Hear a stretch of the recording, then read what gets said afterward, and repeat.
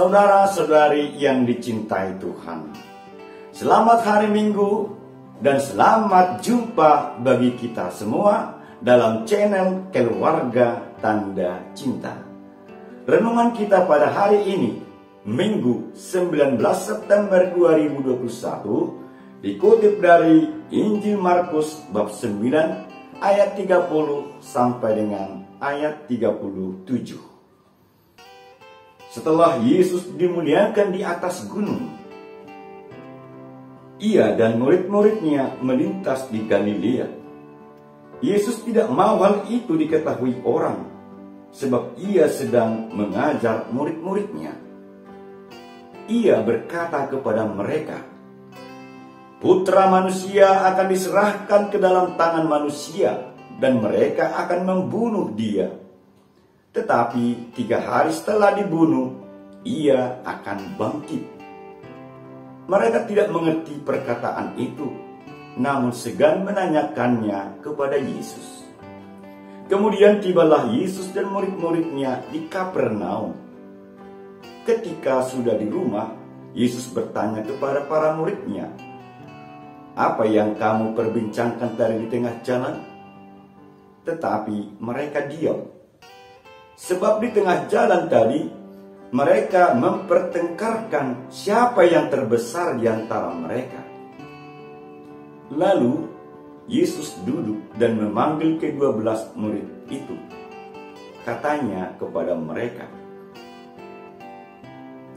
"Jika seseorang ingin menjadi yang pertama, hendaklah ia menjadi yang terakhir dari semuanya, dan menjadi pelayan dari semuanya." Yesus lalu mengambil seorang anak kecil dan menempatkannya di tengah-tengah mereka. Kemudian Ia memeluk anak itu dan berkata kepada mereka, "Siapa saja yang menyambut seorang anak seperti ini dalam namaku, ia menyambut aku. Siapa saja yang menyambut aku, sebenarnya bukan aku yang mereka sambut, melainkan Dia yang mengutus aku." Demikianlah sabda Tuhan. Terpujilah Kristus. Saudara-saudariku yang dicintai Tuhan, dalam bacaan Injil hari ini diceritakan bahwa Yesus bersama para muridnya dan tidak ada orang yang mengetahuinya, sebab Yesus sedang mengajar para murid. Dalam pengajarannya, Yesus menceritakan untuk kedua kalinya bahwa putra manusia akan diserahkan ke dalam tangan manusia, dan mereka akan membunuh Dia. Tetapi pada hari ketiga setelah dibunuh, Ia akan bangkit. Para murid tidak mengerti maksud perkataan Yesus. Kenapa? Seandainya mereka tahu bahwa Yesus akan dibunuh di Yerusalem, pasti mereka akan melarang Yesus agar jangan pergi ke Yerusalem.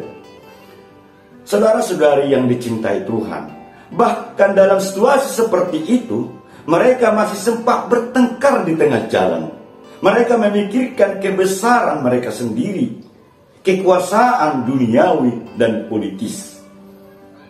Di mana setelah mereka tiba di rumah, Yesus bertanya kepada mereka, "Apa yang kamu perbincangkan dari tengah jalan?" Tetapi mereka diam. Mereka merasa malu, sebab mereka tidak memikirkan penderitaan Yesus, tidak peduli akan penderitaan Yesus. Mereka telah tergoda oleh arus tantangan zaman saat itu, di mana pada zaman itu bahwa orang yang kaya, orang yang berpakaian indah dan mewah, berpangkat, mempunyai status, itulah yang paling dihormati daripada orang-orang yang miskin. Apa tanggapan Yesus atas kejadian itu? Yesus meluruskan pandangan mereka. Yesus berkata kepada mereka, "Jika seseorang ingin menjadi yang terdahulu, hendaklah ia menjadi yang terakhir dari semuanya dan menjadi pelayan bagi sesamanya." Para pengikut Kristus tidak boleh membiarkan diri dikuasai dan digoda oleh visi kebesaran yang begitu disenangi oleh manusia dan disenangi oleh dunia. Kebesaran ataupun kekuasaan sering membuat manusia melupakan Allah dan melupakan kekuasaan yang sifatnya surgawi, yang kekal adanya. Dan kebesaran ataupun kekuasaan sering membutakan mata manusia dan bisa menghancurkan sesama. Kebesaran sejati ialah melayani. Sedangkan untuk menjadi pelayan, manusia harus mau menjadi yang terakhir. Saudara-saudari yang dikasihi Tuhan, Yesus merangkul anak kecil, bukan merangkul para murid. Suatu sikap yang mengkritisi sikap ambisius mereka akan kekuasaan duniawi. Sikap itu digunakan Yesus menunjukkan dan menjelaskan arti ungkapan yang terakhir bagi semuanya. Sebab seorang anak kecil menunjukkan gambaran orang yang tidak berdaya, budak, orang kecil yang sering diabaikan, orang miskin yang sering disingkirkan. Lewat sikap Yesus itu, mereka juga diingatkan akan misi Yesus datang ke dunia untuk menyelamatkan semua orang. Yesus pernah juga berkata, "Aku datang ke dunia bukan untuk dilayani, melainkan untuk melayani." Yesus menghendaki juga agar para muridnya berbuat demikian. Yesus untuk memperoleh kemuliaan yang sejati, ia pun harus melayani, berkorban, bahkan harus bersengsara dan disalibkan. Sikap menyambut anak disamakan dengan sikap menyambut semua orang, khususnya orang-orang yang dipandang hina, orang miskin, yatim piatu, gelandangan, dan lain sebagainya.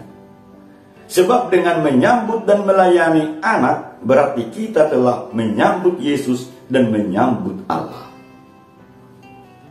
Mereka diingatkan juga bahwa kekuasaan surgawilah yang mendatangkan kehormatan kekal dan menyatukan serta menyelamatkan manusia.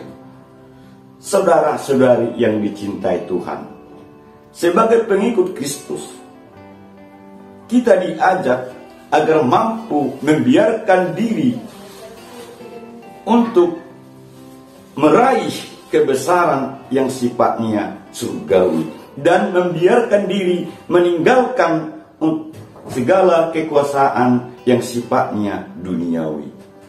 Bagaimana firman ini dilaksanakan dalam dunia ini? Saudara-saudari sekalian yang dicintai Tuhan, kita ingat panggilan Santo Fransiskus dari Assisi.